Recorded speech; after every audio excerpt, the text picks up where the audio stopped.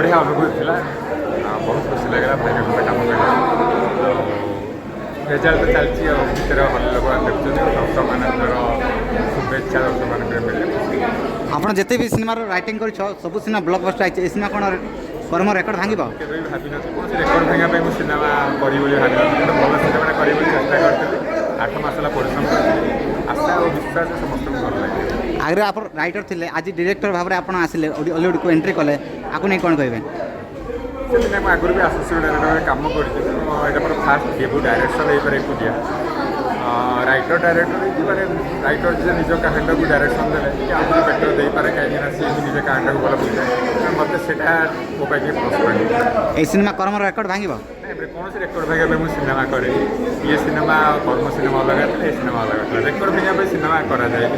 भल सिनेमा लोक आउ गोटे दिन आगु कहीं रिलीज करें ट्रेलर आगु करे थाए बहुत गुड़े टेक्निकल प्रोब्लेम था बहुत गुड़े मैंने आम सब जिन तो कहीपर सब आग सिनेमा ध्यान दि जाए हाँ डेरी होती विलम्ब हो भला तो सब भल सिनेमा अच्छे सारा जीवन में सिनेमा रहा देखिए टीवी देखिए रजरे चल पकड़ ओडिशा देखा जाऊ आरंभ तो भल आरंभ तो बहुत भल आम देखिलु जहाँ भी हो कटक बहुत भल थिला फेमस शो आपणकर जो डायरेक्शन भी बहुत बढ़िया है धन्यवाद सर।